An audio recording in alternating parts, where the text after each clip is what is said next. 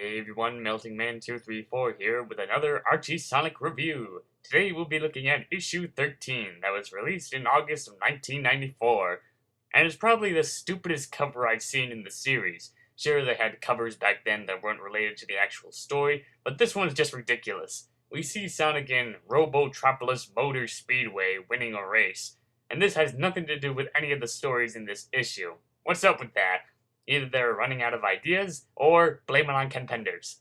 In the first story, This Island Hedgehog, Sonic and Tails are riding in the tornado looking for Robotnik, only to find a floating island. As they fly towards it, they get hit by the unwelcome mat, yeah, literally, there's a rocket holding a unwelcome mat, and crash to the ground but manage to survive. They encounter an assaulting batter blimp throwing bombs and spewing out fire, and one of them hits Sonic, but he somehow manages to survive after being covered by some type of force field. How he was able to do that, I'll never know.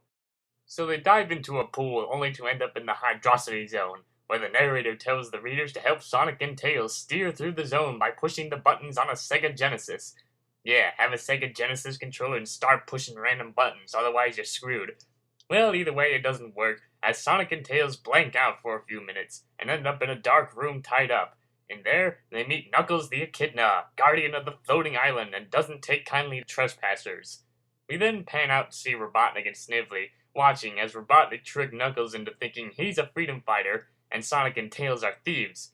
So Knuckles gives Sonic and Tails 10 minutes to get out before he comes after them, and so they do just that. Robotnik is pissed off about Knuckles' stupid actions, but soon gets over it when Crabmeat comes in with a Chaos Emerald that keeps the island floating. Knuckles sees them running near the shrine of the Chaos Emerald and heads over there through a secret passage only to find out that it's been stolen and that Robotnik tricked him all along. Meanwhile, we see Robotnik boarding a getaway hovercraft now that he has the Chaos Emerald in the palm of his hand. Then again, maybe not. Sonic, Tails, and Knuckles soon trash the place and escape with the Emerald. Since the hovercraft uses the Emerald as fuel, it manages to get away, but very slowly and jittery. So the Emerald is safe again, Knuckles helps them find the pieces of the tornado, Sonic puts them back together, and they head off back to Knothole, as Knuckles has a feeling that this isn't the last time he'll be seeing Sonic the Hedgehog. In the second story, Space in Your Face, Sonic is constructing a statue of Antoine until Sally rushes in telling them that Robotnik has built a spaceship called Robostorm, which can fire off a cannon to roboticize creatures within 100 yards, and cause your TV sets to show only infomercials. Dun dun dun! So the freedom fighters head over to Robotropolis to see a giant spaceship that looks like Robotnik. He sure loves putting his face on stuff. So they begin their plan to destroy the ship. First, they get rid of the SWAT bots. Second, dismantle the whole thing. And 3, escape before Robotnik arrives to launch. Well, so much for 3, cause here comes Robotnik and Snively and notice the freedom fighters are inside. They try to catch Sonic and the others, but they manage to escape by launching the pod into space. While they try to get back to Knothole and continue dismantling it, Robotnik catches up with them with another space pod and shoots a laser to drain all their fuel. But he lets Snively do it since he can't stand seeing himself shoot an image of himself. Wuss. But not all hope is lost, as the freedom fighters find out they have an emergency fuel deposit, so they use it as a short amount of fuel to escape Robotnik and land on one of the moons in space. Unfortunately, they don't have any landing gear, and so they crash right into the moon. Splat into the moon. And it turns out they've crash landed into the legendary moon known as Muckery, a moon made out of mush.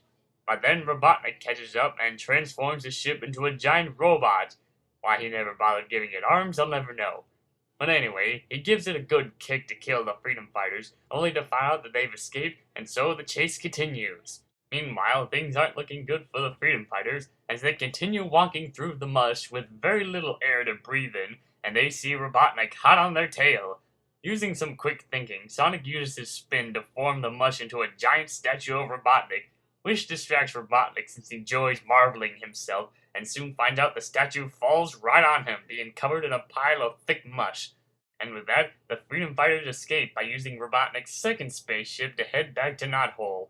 Soon it's the next day, and Rotor cooks up a nice batch of some nice, hot mush. Yeah, I think I'd rather go with takeout. So that's issue 13.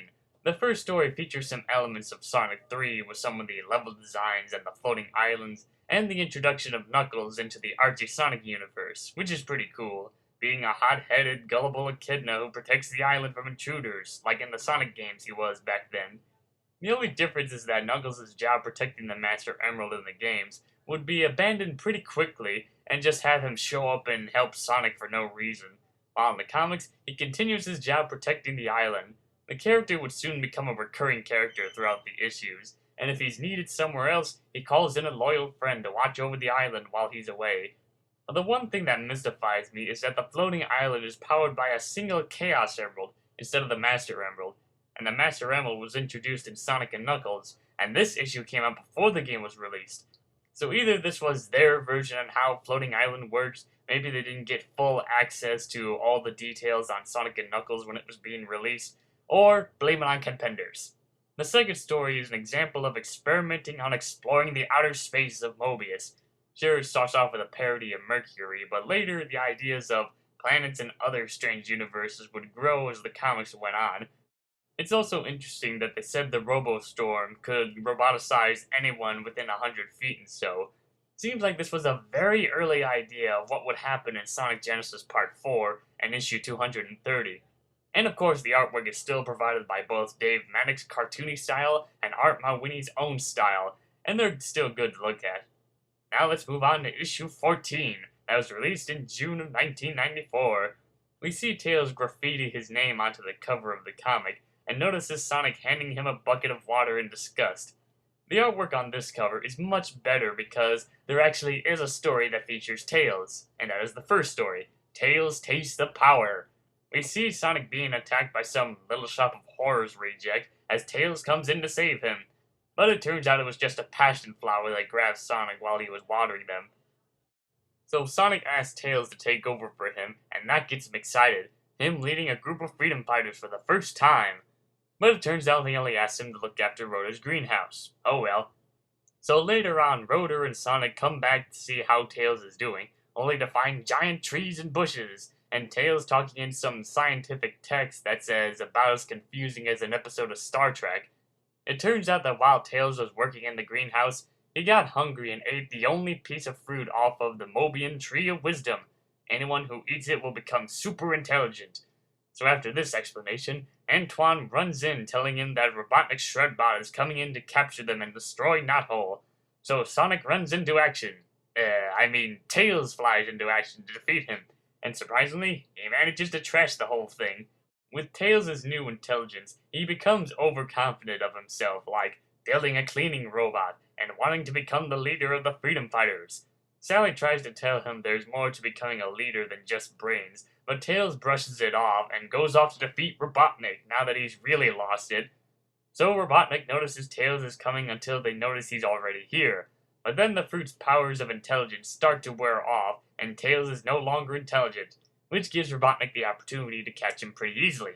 Meanwhile, Rotor already knows that the fruit has already worn off, while Sonic is looking through a dictionary for subduing the prime nemesis that Tails talked about doing before going off to fight Robotnik.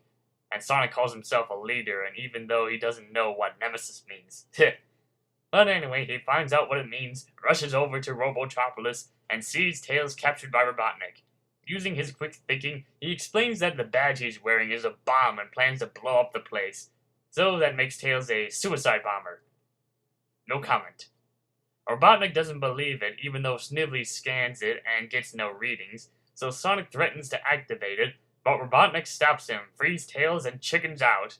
So the day is saved once again, and now Tails has to sit through Antoine's lectures. And again, maybe not. In the second story, Girls Just Wanna Have Fun, we see Robotnik playing with some action figures, even though they look more like puppets. Well, at least he wasn't playing with ponies, otherwise, yeah. So while he's toying around with these toys, they gave him an idea. He knows most about the freedom fighters and thinks that Sally and Bunny are the weakest because they're girls, and creates a plan. Meanwhile, Sally and Bunny surprisingly find a mall in the middle of the forest and head on in to see what's going on, since they haven't seen a mall in a long time after Robotnik came by. But it turns out it was all a trap, as they fall through a trapdoor and end up being captured by some SWAT bots. So while Robotnik is waiting for Sonic and the others to come in so he can capture them all, He teases Bunny and Sally being weak and helpless, like some random princess always being saved by an Italian plumber. But then Sally and Bunny break free and start beating the crap out of all the SWAT bots, with Bunny's robotic parts and Sally's skilled moves. And so Robotnik is defeated, and they also decide to fix up the toys so that they have more better things to say. In short, don't mess with the power of girl power. So that's issue 14. The first story is probably the first time we see Tails in action more instead of being part of the team. This is probably the first time we see Tails being intelligent, and this would soon foreshadow of how smart Tails would become in the future. But of course Sonic comes in to save him at the last minute, and it's pretty funny how he defeats Robotnik by simply bluffing the whole bomb thing. The second story gives the female lead characters more of their own story. Back then, we really don't see Bunny and Sally in action that much, so in this story, it shows that they are capable of protecting themselves from Robotnik and his baddies. This time, Art Mawini covers the artwork for this issue, instead of switching back and forth with Dave. So with introducing Knuckles and more action from the other Freedom Fighters, these issues are pretty good and fun to read. Well, that wraps up this Archie Sonic review, so this is Melting Man 234 signing out.